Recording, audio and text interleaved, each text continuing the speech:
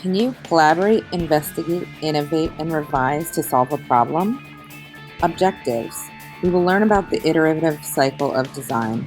We will apply our learning, prototyping, testing, and reflecting. With our groups working together, teams will do their best to live up to this mantra. If things are not failing, then you are not innovating enough. Elon Musk.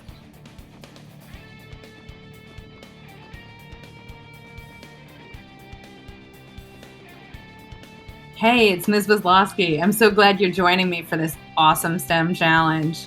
So our activity today is going to be to build a catapult diving board or an ultimate water slide, one that can actually hold water and also have a user get in it and land in the pool.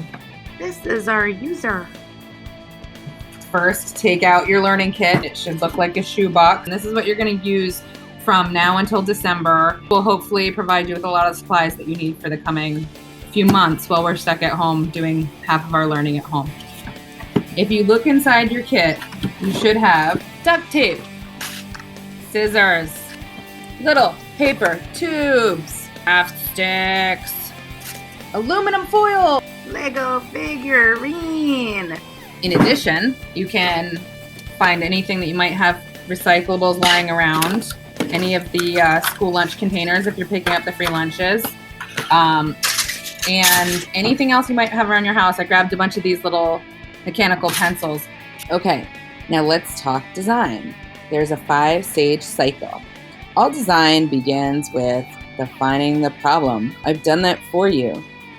The problem is there's a pool and they really want a full renovation. Your job now is to brainstorm solutions. If you're doing this in person, you do that with your group. You can build or prototype the next step, then test out your prototype, and finally, you spend your last stage reflecting on what you've done and revising it. The entire task that's set before you is outlined in the project worksheet.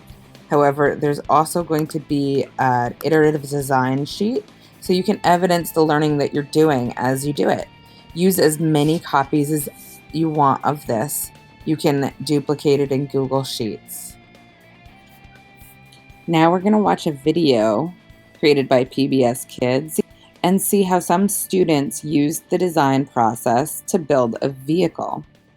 If you are not able to type this link into your browser, or you're doing this at a later time, go back to your project worksheet and you'll find the link there. Now, I know you might be watching this video here in the classroom, or you might be watching this video while you're at home. Either way, if you feel confused, go back to the student worksheet if you need some guidance.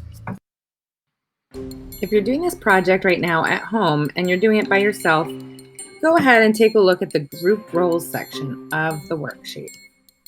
There's architect, a designer who sometimes also oversees the project's completion, a construction worker, someone who does the work involved in building and putting the pieces together, the project manager, a person who makes sure all the pieces, including materials, planning is in place and accounted for, including logging what has been tried and what changes are made to fix the problems. When you go about doing your task, try to embody each of these roles at different times.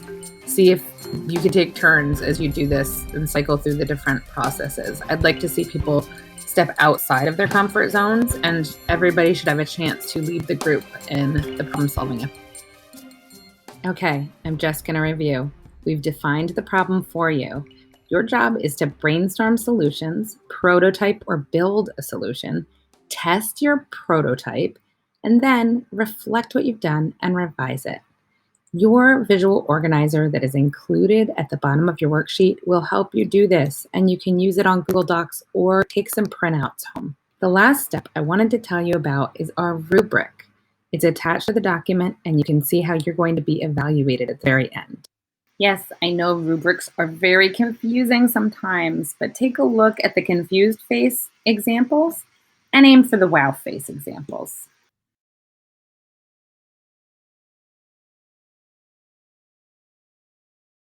The last thing you'll need for this exercise is some sort of basin. It can be a large dish of some kind, but something that can act as a swimming pool. and something that holds water.